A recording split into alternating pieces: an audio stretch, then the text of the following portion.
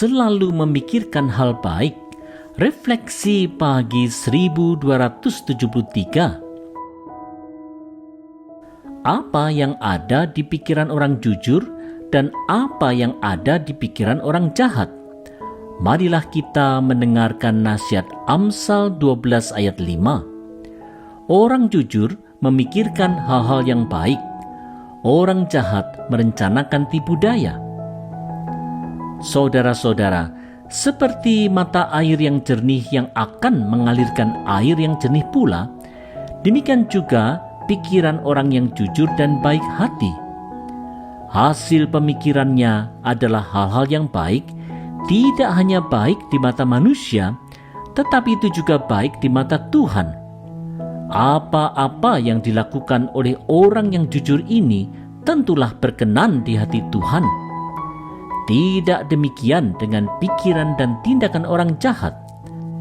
Apa yang ada di hati dan pikirannya adalah jahat, sehingga segala yang dikerjakannya akan jahat pula. Inilah hal yang harus dihindari oleh setiap orang percaya. Saudara-saudara, menjaga hati untuk tetap bersih dan jujur di hadapan Allah merupakan hal yang sangat penting dalam kehidupan kita sebagai orang percaya.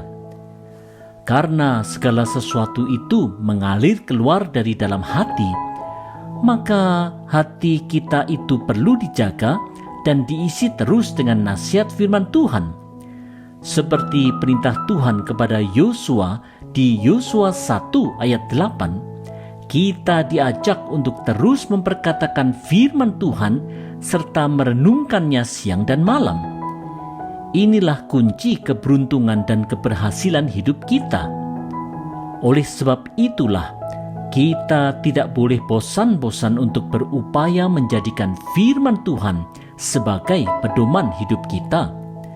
Memang tentu saja tarikan dari kedagingan kita serta iming-iming dunia akan terus menarik kita untuk menjauh. Tetapi, marilah kita terus berupaya di dalam kekuatan Tuhan.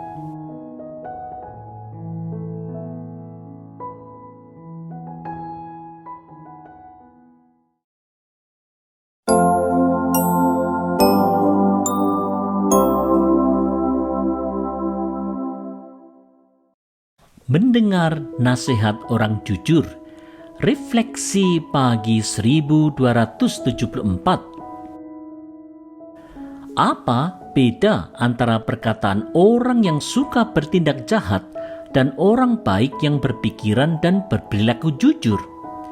Mari dengarkan ungkapan Amsal 12 ayat 6. Kata-kata orang jahat mematikan, kata-kata orang jujur menyelamatkan. Saudara-saudara, secara jelas Amsal mengungkapkan bahwa perkataan orang jahat itu akan mematikan, karena perkataan itu keluar dari hati dan pikirannya yang jahat. Orang jahat seperti ini tentulah harus dihindari.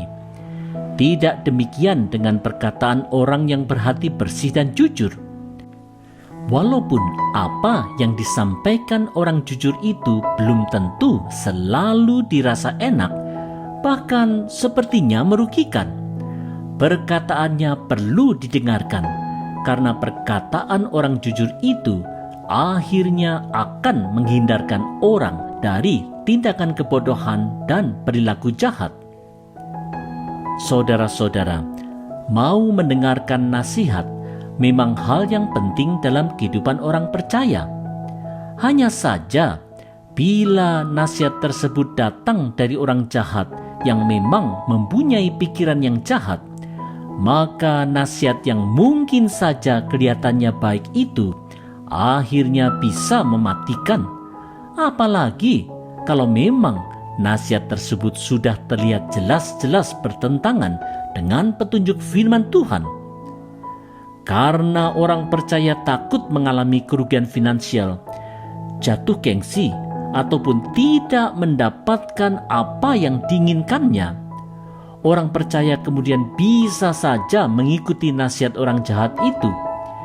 Ini memang tantangan yang nyata dalam kehidupan orang percaya.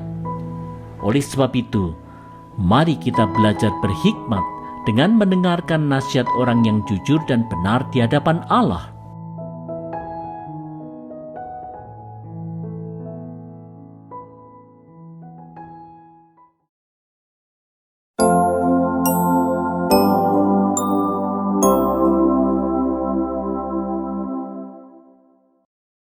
Tetap teguh turun-temurun.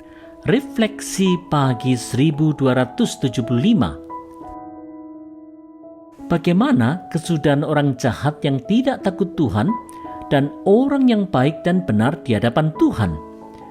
Mari dengarkan janji Tuhan di Amsal 12 ayat 7. Orang jahat akan jatuh dan binasa tanpa bekas, tapi orang baik akan tetap teguh turun-temurun. Saudara-saudara, karena seseorang tidak takut akan Tuhan, maka kecenderungan hatinya akan memikirkan hal-hal yang jahat. Kesudahan orang jahat seperti ini hanyalah kejatuhan dan kebinasaan tanpa bekas karena Tuhan tidak berkenan kepadanya. Tidak demikian kesudahan orang baik yang takut akan Tuhan. Di dalam anugerah Tuhan, ia akan tetap teguh turun-temurun. Orang baik yang takut Tuhan itu tidaklah perlu khawatir akan masa depannya, karena Tuhanlah yang akan menjaga setiap langkahnya. Saudara-saudara, janji Tuhan untuk kesudahan orang baik yang hidup dalam takut akan Tuhan itu perlulah dicamkan baik-baik oleh setiap orang percaya. Masa depan orang yang mengarahkan hatinya kepada kehendak Tuhan itu pastilah terjamin di tangan Tuhan, tidak hanya untuk dirinya sendiri saja, tetapi juga untuk generasi berikutnya secara turun-temurun. Hanya saja sayangnya, orang percaya seringkali terlena oleh berbagai bujukan dunia yang menyesatkan, sehingga orang percaya malah kemudian melakukan hal-hal yang jahat di mata Tuhan. Ini haruslah ditinggalkan. Dengan selalu berpengharapan ke masa depan, marilah kita mengarahkan hati kita kepada Tuhan dengan selalu belajar hidup benar dan berperilaku baik. Kiranya kita akan tetap teguh turun-temurun di dalam Tuhan.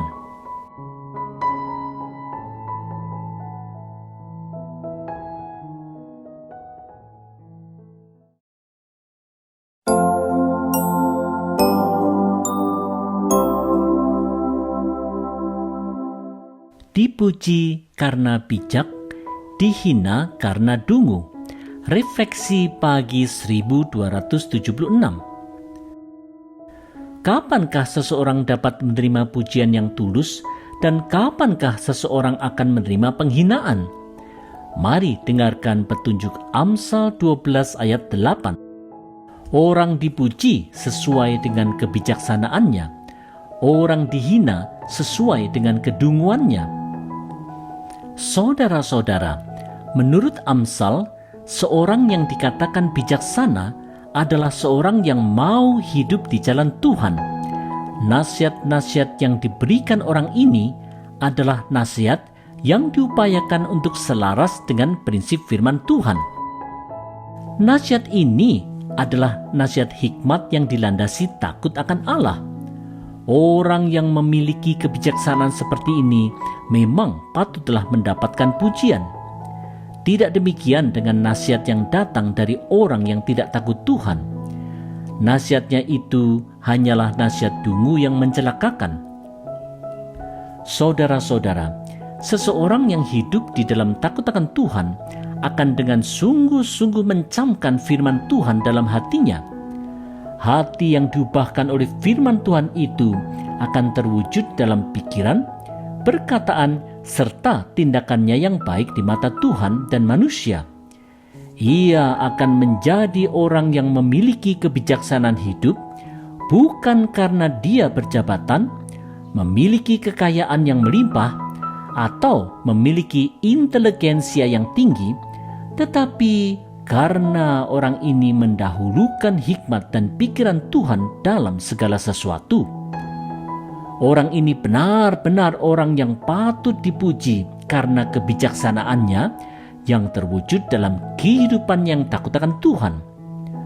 Oleh sebab itu, marilah kita belajar hidup di dalam Tuhan serta menjadi bijaksana. Marilah kita tidak hidup dalam kedunguan,